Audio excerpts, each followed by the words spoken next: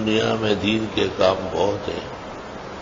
مومن مسلم کی حیثیت سے سب کاموں کی کوشش کی جانا چاہیے،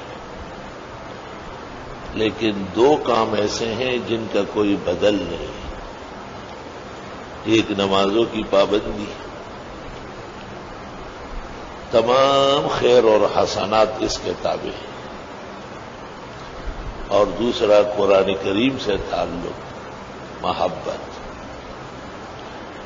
قرآن کریم کا ترجمہ، تفسیر، مسائل، احکام، سننا سنانا، پڑھنا پڑھانا، اللہ تعالی کا براہ راست کلام ہے.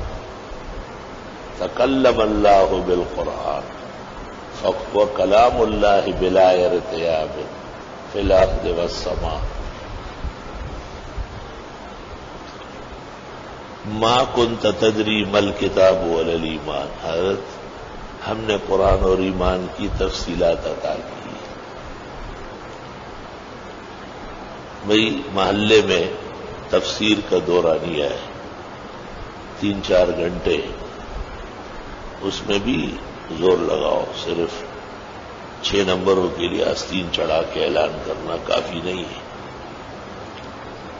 وہ بھی ہو، اس کا بھی ضرورت ہے، فضیلت ہے اس کی، لیکن بنیادی کام دیکھو. پیغمبر تک تشریف لے گئے. حق تعالیٰ نے کہا آپ نے فوت ہونا ہے. انک میت وانہم میتون.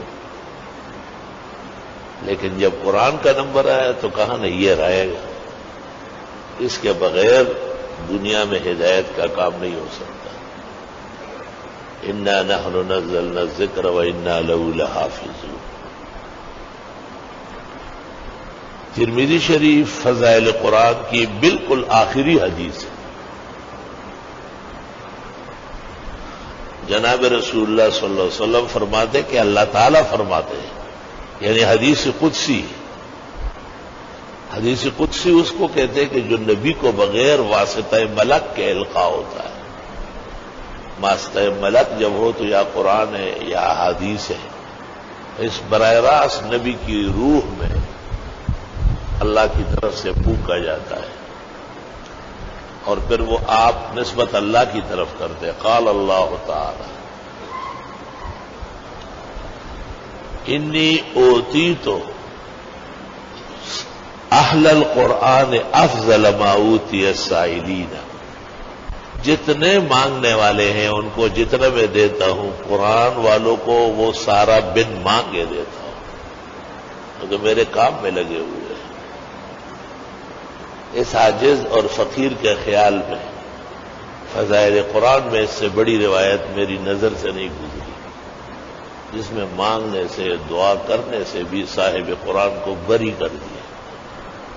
یہ چھوٹے چھوٹے بچے پڑھتے رہتے ہیں ہمہ وقت.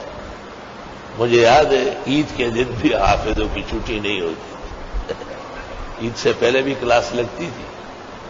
عید پڑھ کر پھر قاری صاحب کہتے تھے آؤ بھائی آؤ بھائی.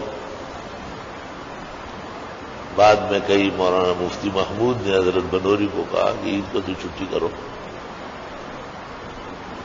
ہندوستان کے وہ مقتدر محدث، تبلیغی جماعت کے بانی و مبانی شیخ الحدیث مولانا زکریہ محدث سہارنپوری، ثم مہاجر المدنی والمتوفى بہا، بہت قیمتی کتابوں کے مصنف ہیں.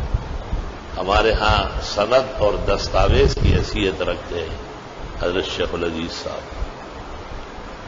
انہوں نے اپنے دور آخر میں تمام علماء کو لکھا کہ آپ اپنے ہاں خانقاہ بنائیں اور اس میں ایک وقت مقرر کرے اور ضربے لگائے، اللہ اللہ اللہ اللہ ضربے لگائے. اس میں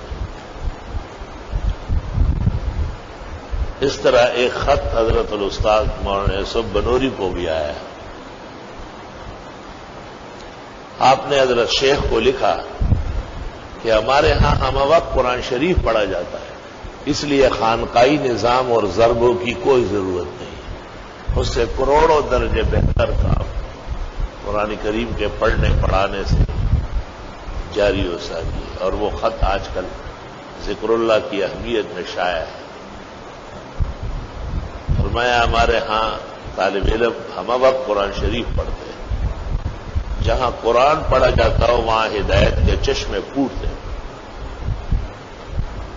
لا الہ الا اللہ۔ تو تبلیغی رسوم سرانکوں پر، تبلیغی سرگرمیاں سرانکوں پر، خدا تعالیٰ ان کے راستے کھولے اور ان کی محنتیں قبول فرمائے، لیکن انہیں بھی تھوڑا سا علوم کی طرف آنا چاہیے۔ درس قرآن میں، درس حدیث میں، درس فقہ میں شرکت کیا کریں، وہ اصل ہے۔ یہ تو ہمارے بزرگوں نے ان لوگوں کے لیے جو براہ راست علم نہیں جانتے تو چند چیزیں نکالی تاکہ یہ غلطی نہ کریں۔ لا الہ الا اللہ۔ باقی فتنوں کا دور ہے، جراثیم کا زمانہ ہے، معاشرہ بہت ہی پریشان ہے۔